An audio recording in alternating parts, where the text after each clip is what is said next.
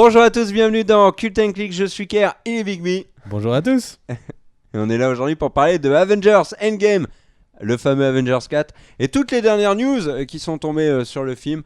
Pas d'inquiétude, s'il y a des machins qui spoil, ça sera en fin de vidéo, ou potentiellement spoil, ça sera en fin de vidéo et on vous préviendra. On va parler de plein de choses, du spot du Super Bowl, de la durée du film, des premières séances, enfin voilà, de l'avancée du montage, quels sont les personnages qui pourraient revenir, quelques théories plus ou moins loufoques. Enfin voilà, il y aura plein de choses dans cette vidéo, on y va, on va commencer par la durée du film. Alors, la durée du film ferait 3 heures. Ce sont les frères Russo qui l'ont dévoilé à Collider. Ouais. On suppose qu'en tant que réalisateurs, ils sont plutôt bien informés. Et évidemment, cela suppose qu'il y aura donc moins de séances que prévu, puisque forcément 3 heures de durée pour le film par rapport à tous les autres blockbusters qui faisaient plutôt dans les 2 heures, eh bien c'est un choix ambitieux de Disney et ça sous-entend qu'ils sont prêts à avoir un peu moins de places vendues pour pouvoir permettre un film aussi long. Bon, ils vont remplir les salles quand même, c'est environ 15-20 minutes de plus qu'Infinity War, et là pour l'instant il y a eu des séances tests pour un peu tester les réactions du public. Vous savez, ça se fait énormément aux États-Unis. Et ben, le film qui était présenté durait 3 heures. Alors, bien évidemment, interdiction de parler du film. Je pense qu'ils ont dû signer des trucs où s'ils parlent, à mon avis, ben, ils ont plus de sous, eux et les 25 générations suivantes. Donc, les premières séances tests, les frères Russo ont réagi et ils ont dit sur le ton de l'humour que personne n'était allé aux toilettes pendant le film, ce qui était pour eux un bon signe. Et globalement, eux sont très satisfaits de la version qui a été diffusée au public et le public réagit très bien aux différentes... réagit très bien au film qui leur a été présenté. Alors, publiquement, alors là, tout ça c'est du off, hein, bien sûr, mais le truc qui est très important qui concerne Avengers Endgame, ça a été au moment du Super Bowl, ils ont diffusé un petit clip, on va en parler maintenant. Et on tient juste à rajouter donc, sur le fait de ces screenings et sur le clip du Super Bowl, que encore, on en parlait dans une vidéo il n'y a pas longtemps, les acteurs ont encore été présents pour des shoots de nouvelles scènes, et donc ce qui veut dire que le film, là, n'est même pas encore montré dans sa version définitive. Alors, qu'est-ce qu'on va vous dire sur ce clip du Super Bowl ? Alors, on va pas revenir dans tous les sens. Ça plus tard, tu peux le regarder pour plus tard. Et donc, en tout cas, le clip du Super Bowl, alors déjà, c'est vraiment profondément ancré sur le travail du post-traumatisme syndrome. Post-traumatique. Et donc, en fait, ils veulent nous montrer à quel point donc, le monde a été en choc après le claquement de doigts. Et donc, en fait, on voit, il y a des éléments à en retenir. Le premier, c'est vraiment ce visage de Captain America qui a l'air d'être marqué. C'est le fait, si tu peux revenir sur l'image précédente, c'est le fait que là, clairement, le monde a évolué. Ça fait plusieurs mois au minimum, parce que évidemment, pour ceux qui connaissent, la Statue de la Liberté n'est pas entourée comme ça de bateaux. Donc on voit que le monde a évolué, que ce n'est pas juste quelques instants après, ou en tout cas, à moins qu'il y ait des ellipses dans le film, en tout cas qu'on voit là sur cette image quelque chose qui n'est pas juste après le claquement de doigts. On a aussi cet exemple parce qu'on voit que Natasha Romanoff a plusieurs coupes de cheveux. On voit que là, accessoirement, il a de nouveau son ancien bouclier. Là, on comprend, et ça fait un peu penser à Leftovers, hein, vraiment déjà parce que c'est le même presque symptôme, le fait de claquer, d'avoir dans Leftovers. Beaucoup de commentaires c'était 2%. sur le spot. Sur le spot, il y a beaucoup de gens qui ont fait des parallèles avec la série Leftovers où c'est 1%, je crois, c'était ou 2%. J'aurais dit 2%. Et je n'ai pas suivi suffisamment la série. Merveilleuse série au passage. Donc ensuite, qu'est-ce qu'on peut dire ? Eh bien, on peut dire qu'il y a des personnages qui ont l'air d'avoir été effacés. Quand ils sont tous rangés d'affilée, il y a un trou, en fait, tout simplement, dans cette zone où ils sont dans le hangar des Avengers. On a aussi cette impression-là quand ils sont tous en train de regarder en l'air, comme si quelqu'un était en train d'arriver. Voilà, là, il y a bizarrement un trou de l'autre côté entre Banner et exactement. Et donc le truc, c'est que donc concrètement, nous, ce qu'on veut vous dire, ce qu'on vous dit à chaque fois sur les trailers des Marvel, ils ont tendance à faire des reshoots, ils ont tendance à faire des trucages spécifiquement pour les trailers. On se souvient qu'il y avait, par exemple, dans Thor Ragnarok, quand il tenait, quand sa sœur détruisait son marteau, ils étaient dans une petite rue à New York, alors que cette scène a été faite complètement ailleurs. Et il y a énormément de trucages, de scènes qui ne sont pas utilisées. Donc tout ce qu'on voit n'est juste là que pour nous donner envie de regarder. Toutes les analyses de ce teaser sont potentiellement complètement erronées. C'est pour ça que ce qu'on veut en garder, c'est cette impression que le temps est passé et que ce sont les premiers Avengers qui vont se réunir pour essayer de trouver une solution.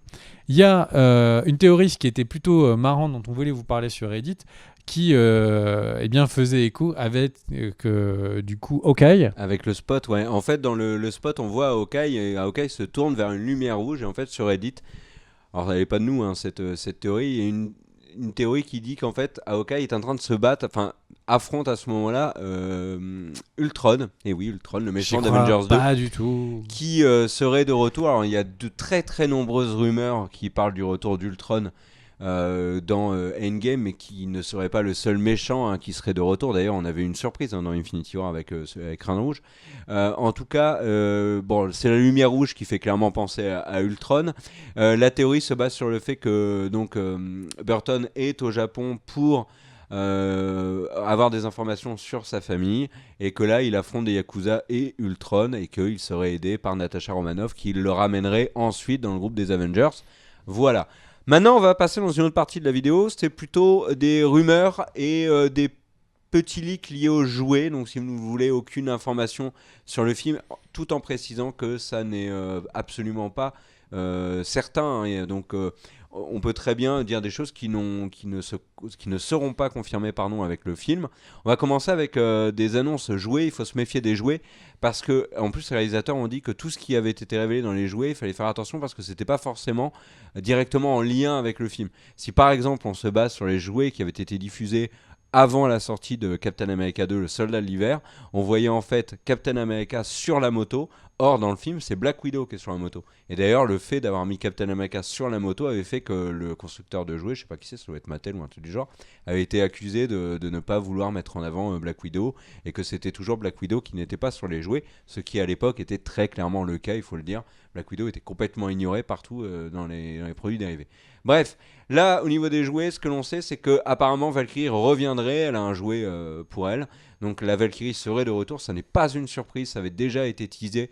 Il y avait même une info qui expliquait qu'en fait, la Valkyrie, elle n'était pas morte sur le vaisseau avec Loki, puisqu'en fait, elle avait réussi à s'évader avec une capsule. Donc ça serait la première information. Deuxième information, Evangeline Lilly aurait des jouets également à son effigie, donc la guêpe de Ant-Man et la guêpe. Et elle apparaît également dans le spot, spot du Super Bowl. Autre petit leak, c'est un visuel. Tu peux nous montrer le visuel de tout à l'heure, ma chère Danielle. Sur ce visuel-là, on voit Hulk qui a une apparence tout à fait différente de ce qu'on a l'habitude de voir. Donc, outre le fait qu'on voit Hawkeye avec sa nouvelle coupe, Natasha également qui est rousse sur cette image-là et qui a également une nouvelle coupe. On voit que Thor a gardé le manche de Groot. Donc Hulk a des cheveux, il a une apparence beaucoup plus Mark Ruffalo-dienne, j'ai envie de dire. Et en fait, ça relance toutes les fameuses rumeurs sur Professeur Hulk. Mais qui est Professeur Hulk ? C'est une version de Hulk qui est une version intelligente, qui est capable de parler. Et c'est vrai que dans le combat, si vous écoutez les commentaires audio des frères Russo, donc de cette scène où Hulk affrontait le Titan fou, eh bien, ils expliquaient qu'ils voulaient vraiment donner l'impression que Hulk, qui n'était qu'un enfant énervé, quand il affrontait quelqu'un qui était aussi puissant que lui, mais combattant entraîné, il se faisait démolir. Et du coup, une des solutions pour Hulk, ce serait de taper dans l'intellect de Banner pour de nouveau avoir un peu la main haute. Ouais. Alors après, on va passer dans des petites rumeurs. Moi, l'arrivée de Professeur Hulk, ça me plaît énormément. Petite rumeur, moi je l'ai vu circuler beaucoup sur internet, donc j'en parle aussi, mais dans les faits, elle se repose sur pas grand chose cette rumeur-là. Il y aurait une scène dans le film d'opposition entre Captain Marvel et les différents Avengers, exactement comme Thor l'avait fait donc en arrivant dans Avengers 1, quand il rencontre pour la première fois les Avengers. Il se bat avec Iron Man, Captain America intervient. Là, il pourrait y avoir la même chose avec Captain Marvel qui pourrait se battre en arrivant contre des personnages. Alors, certains disent qu'il pourrait de nouveau se battre contre Iron Man, mais ça serait quand Iron Man et Nebula rencontrent Captain Marvel dans l'espace. Donc voilà, mais après il n'y a rien d'étonnant. Ce serait la plus première intéressant. rencontre Gardien de la Galaxie Avengers, ils se battent aussi. Ce serait plus intéressant qu'elle affronte Thor et qu'elle lui mette une misère, ce qui permettrait tout de suite Oui. d'introduire vraiment le personnage comme étant la plus forte des Avengers, que les frères Russo veulent faire comprendre, qu'ils disent dans toutes les interviews depuis le début. Ouais. Et enfin, toute dernière info, pareil, rumeur, René Russo aurait été vu sur le tournage d'Avengers Endgame. René Russo, c'est qui ? C'est la mère de Thor dans la saga, donc Frigga. Et elle, du coup, il y a des rumeurs qui disent qu'elle va revenir à l'écran. Alors après, ça pourrait très bien être dans un flashback, etc. Quand si Thor se rappelle ce qu'il a vécu à Asgard. On n'a pas plus d'informations que ça pour l'instant. Il devrait y avoir un deuxième trailer assez rapidement. On pense le film débarque quand même fin avril. Donc ça ne devrait plus tarder pour le nouveau trailer. Juste... On pense... Ah, il y a une dernière petite info avant. Attends, parce que je veux réagir sur René Russo. En fait, le truc, c'est qu'on rappelle juste que René Russo est mort dans l'épisode, enfin dans le film Thor de Dark World, où était dévoilée une des pierres d'infinité, que sa mort est très liée à l'apparition de cette pierre d'infinité. Donc si on repart sur les fameuses théories sur voyage dans d'autres dimensions, voyage temporel pour essayer de corriger le passé, c'est tout à fait logique qu'elle soit présente. Ouais, et autre info, mais là par contre c'est un truc pour lequel on ne croit pas du tout. Les frères Russo ont déclaré que toutes les images que nous avions vues jusqu'à présent d'Avengers Endgame, c'est-à-dire trailer 1 plus spot 1, étaient des images qui étaient prises du film des 15 premières minutes de Avengers Endgame. Ce qui pose un énorme problème au niveau de la temporalité, puisque dans les spots et dans le trailer, on voit Natasha Romanoff avec une coupe de cheveux complètement différente et surtout une longueur de cheveux complètement différente. Mais ça veut peut-être dire que le début du film est un montage du temps qui passe, justement, du fait de voir que chacun vit sa vie. Ouais, mais moi j'y crois ça pas. Pourrait Je pense que c'est de la com et de la. Eh bah écoute, moi j'y crois parce que c'est un film qui doit dire beaucoup de choses, qui doit amener plein de choses, que ce soit des voyages temporels, que ce soit des voyages cosmiques, que ce soit une rencontre avec encore plus de nouveaux personnages super-héroïques. Il a été à plusieurs reprises et dit qu'il allait peut-être y avoir des interventions des fameuses divinités chez Marvel, que ce soit Chronos, une des divinités du temps ou autre. Et là, il y a énormément de choses à voir. Beaucoup de eye candy, du bonbon pour les yeux. Et si on a des montages pour aller vite, ça ne me dérange pas. Ouais, en tout cas, on reviendra sur la chaîne sur Avengers Endgame énormément. Dès qu'on a des nouvelles infos, on vous en parlera. Trailer également. Alors qu'on là on voit Rocket donc avec son costume d'origine.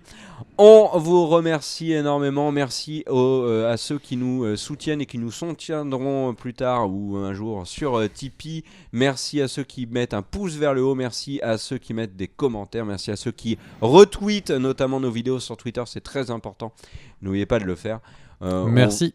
On vous remercie tous énormément, on vous souhaite une super fin de journée, peu importe l'heure où qu'il est quand vous regardez cette vidéo. Le mot de la fin ? Groot. J'aurais pas dit mieux. Ciao.